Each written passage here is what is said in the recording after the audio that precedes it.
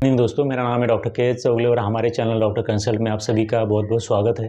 तो आज के इस वीडियो में हम बात करने वाले हैं कि कॉन्स्टिपेशन क्या होता है और कॉन्स्टिपेशन कब जानलेवा बन सकता है और कॉन्स्टिपेशन कब इमरजेंसी कंडीशन बन सकता है, इसके बारे में। नॉर्मली कॉन्स्टिपेशन हर किसी को, खास करके जो घर में बुजुर्ग लोग होते हैं, उनमें कॉन्स्टिपेशन की प्रॉब्लम देखी जाती है। इसकी वजह से उस पेशेंट को, उस व्यक्ति को सुबह उठने के बाद ठीक से पेट साफ नहीं होता है, तो इसी को हम कॉन्स्टिपेशन से अंग्रेजी में बोलते हैं। तो कॉन्स्टिपेशन थोड़ी बहुत होना, कभी कभी होना, ये नॉर्मल है, एक कभी भी किसी भी व्यक्ति में हो सकता है। लेकिन अगर किसी भी व्यक्ति में कॉन्स्टिपेशन के साथ साथ कुछ ऐसे पर्टिकुलर साइंस और सिम्टम्स आने लगते हैं, तो फिर उस पेशेंट को इमरजेंसी ट्रीटमेंट की ज़रूरत भी हो सकती है। सबसे पहली बात कि अलग अलग लोगों में बॉवेल हैबिट्स अलग अलग होते हैं और अलग अलग हो भी सकते हैं। लेकिन अगर किसी भी व्यक्ति को एक हफ्ते में सिर्फ 3 बार या 3 से कम बार अगर पेट साफ हो रहा है या फिर टॉयलेट को जाना पड़ रहा है 3 बार या 3 से कम बार, तो फिर उस पेशेंट का जो कॉन्स्टिपेशन है वो काफ़ी ज़्यादा सीवियर है और उस पेशेंट को जल्द से जल्द डॉक्टर से ट्रीटमेंट लेने की ज़रूरत होती है। साथ साथ अगर किसी भी व्यक्ति में कॉन्स्टिपेशन के साथ साथ पेट में तेज़ दर्द हो रहा है, तो भी उस व्यक्ति को जल्द से जल्द ट्रीटमेंट लेने की और आगे के जो टेस्ट है उनको करने की काफ़ी ज़्यादा ज़रूरत होती है और ये ज़रूरत बढ़ भी सकती है।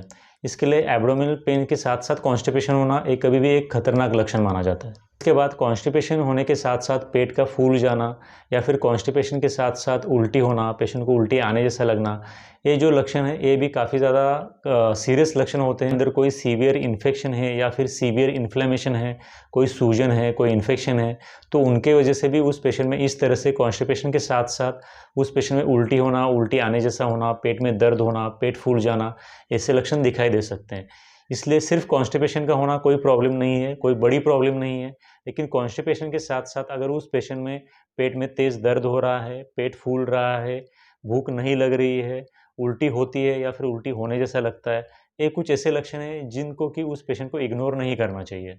इसके बाद अगर किसी भी पेशेंट के स्टूल के अंदर यानी कि टॉयलेट के अंदर अगर खून निकल रहा है, तो ये भी एक सीवियर और सीरियस सिम्टम होता है। बाद उस पेशेंट को कॉन्स्टिपेशन के साथ साथ अगर फीवर है, तो ये भी एक सीवियर या फिर एक गंभीर लक्षण हो सकता है। खास करके इस तरह के पेशेंट में डायवर्टिकुलाइटिस होने के चांसेस काफ़ी ज़्यादा होते हैं।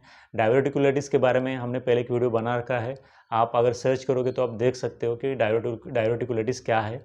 तो डायवर्टिकुलाइटिस की वजह से भी उस पेशेंट में कॉन्स्टिपेशन हो जाता है और कॉन्स्टिपेशन के साथ साथ उस पेशेंट को पेट दर्द होना और फीवर आना, बुखार होना, ये भी लक्षण हो सकते हैं। इसके बाद अगर किसी पेशेंट को कॉन्स्टिपेशन है और कॉन्स्टिपेशन के साथ साथ उस पेशेंट में अगर पाइल्स की तकलीफ है या फिर फिशर्स की तकलीफ है, तो भी उस पेशेंट को जल्द से जल्द अपनी ट्रीटमेंट करानी चाहिए और ज़रूरत पड़ने पर ऑपरेशन की भी ज़रूरत हो सकती है।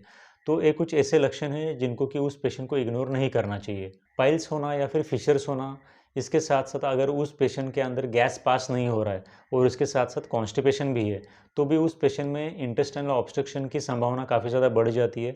तो इस तरह से गैस पास न होने के साथ साथ अगर कॉन्स्टिपेशन भी है, तो भी उस पेशेंट को जल्द से जल्द अपने डॉक्टर की सलाह ज़रूर से ले लेनी चाहिए। इसके बाद अगर किसी भी पेशेंट में अगर पहले कॉलन कैंसर की हिस्ट्री है, मतलब उस पेशेंट की जो बड़ी आंत है उसको पहले कैंसर होके जा चुका है, उसकी ट्रीटमेंट वो पेशेंट ले चुका है, लेकिन उस पेशेंट को कॉलन कैंसर की हिस्ट्री थी और अब उस पेशेंट को कॉन्स्टिपेशन बार बार हो रहा है, तो इस तरह के पेशेंट को भी इस तकलीफ़ को इग्नोर नहीं करना चाहिए। अगर आपके अंदर कॉलन कैंसर की हिस्ट्री है और अगर आपको उसके अंदर उस हिस्ट्री के साथ साथ अगर आप में कॉन्स्टिपेशन भी हो रहा है, तो भी आपको जल्द से जल्द इस मेडिकल कंडीशन को डायग्नोस करवा के आगे की ट्रीटमेंट ज़रूर से ले लेनी चाहिए। Thanks for watching this video till the end.